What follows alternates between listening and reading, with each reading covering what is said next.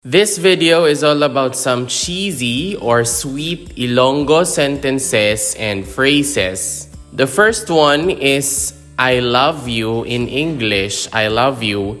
In Tagalog, that is mahal kita, mahal kita. And in Ilonggo, that's palangga taka, palangga taka. I love you, mahal kita, palangga taka. To say I love you so much in Tagalog, that is mahal na mahal kita. Mahal na mahal kita. And to say I love you so much in Ilonggo or in Hiligaynon, that is palangga tagid ka. Palangga tagid kaya. So yeah is kind of like added to make it more intense somehow, the emotion or the feeling. Palangga tagid kaya. The next one is how to say I miss you. So in English, you say I miss you, and in Tagalog, you say na-miss talaga kita. Na-miss talaga kita. And in Hiligaynon, you say nahidlaw gid ako sa imo. Nahidlaw gid ako sa imo. So the word gid is added to somehow. The word gid is somehow added to intensify the emotion that you are expressing to that person. The next one is in English, you say it's only you that I love. Ayan. So it's only you that I love. In Tagalog, you say ikaw lang ang mahal ko. That's how you say it in Tagalog. Ikaw lang ang mahal ko. And in Ilonggo or in Hiligaynon, you say ikaw lang gid ang ginapalangga ko.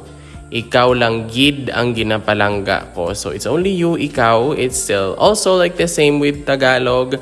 And then ginapalangga means love or mahal in Tagalog. So it's only you that I love, ikaw lang ang mahal ko, and ikaw lang gid ang ginapalangga ko. The next one is take care always. That's in English. And then to say take care always in Tagalog, that's ingat ka palagi. So ingat, that's take care. And palagi is always, and then ka is you. So ingat ka palagi. In Hiligaynon or in Ilonggo, you say halong kagid pirmi. So halong, that's take care, ka is you, and then gid, it kind of like intensifies the sentence or the emotion that is being conveyed, and pirmi is always. So halong kagid pirmi. Take care always, ingat ka palagi, and halong kagid pirmi. The next one is in English, you say I don't want to lose you. I don't want to lose you. In Tagalog, you say ayaw kong mawala ka sa akin, or you can also construct ayaw ko. It becomes ayokong mawala ka sa akin. So sa akin, the construction of that is sakin. Ayokong mawala ka sa akin. In Hiligaynon or in Ilonggo, you say hindi ko gusto nga madula ka sa akon. So sa akon, the construction of that is sakon. Hindi ko gusto nga madula ka sakon, or hindi, you can say di. Di ko gusto nga madula ka sakon. So, I don't want to lose you, ayokong mawala ka sa akin, and hindi ko gusto nga madula ka sakon. You can also like intensify that. You can say hindi ko gid gusto nga madula ka sakon. So in English, you say eat well. In Tagalog or in Filipino, that's kumain ka ng mabuti. Kumain ka ng mabuti. And then the root word here is kain ka is you, and then mabuti is well. So kumain ka ng mabuti, you eat well. And in Ilonggo, you say kaon kagid maayo or kaon kagid mayad. So you eat well. Kaon kagid maayo or kaon kagid mayad. Eat well, kumain ka ng mabuti, and kaon kagid maayo or kaon kagid mayad. In English, you say you're only mine. In Tagalog or in Filipino, you say akin ka lang. Akin ka lang. And then in Ilonggo or in Hiligaynon, you say akon kagid lang. Akon kagid lang. You're only mine, akin ka lang, and akon kagid lang in Ilonggo. The next one is I want to hug you already. I want to hug you already.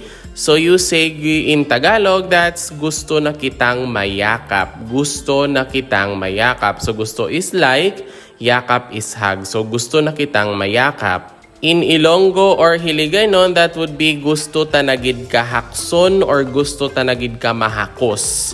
Gusto ta na gid ka hakson or gusto ta na ka mahakos. Once again, in English, you say, I want to hug you already. In Tagalog, gusto na kitang mayakap. And in Ilonggo or Hiligaynon, gusto ta na gid kaya hakson or gusto ta na gid kaya mahakos. In English, you say, I want to kiss you. Ayan, so I want to kiss you in English. In Tagalog, you say, gusto na kita mahalikan or gusto na kitang mahalikan. Halik is kiss. Gusto is like or want. Gusto na kitang mahalikan.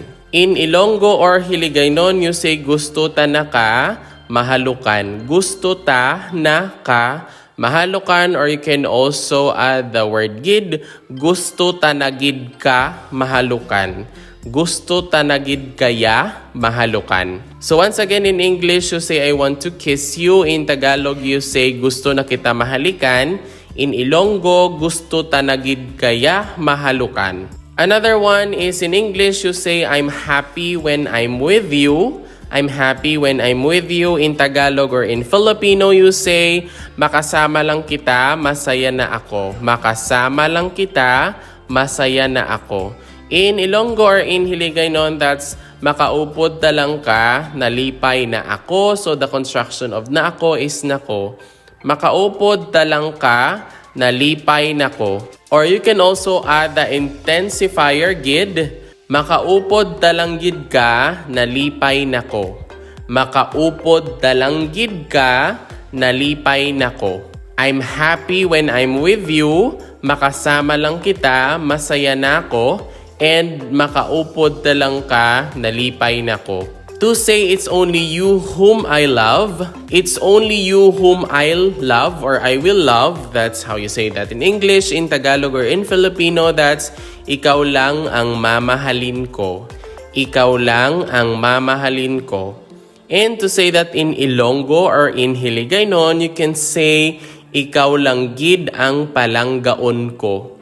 Ikaw lang gid ang palanggaon ko. And if you would want to add the name of that person, you'll just have to add it at the end of the sentence. So it becomes, ikaw lang ang mamahalin ko Maria, ikaw lang ang mamahalin ko Clara, or ikaw lang gid ang palanggaon ko Maria, or ikaw lang gid ang palanggaon ko Clara. It's only you whom I love.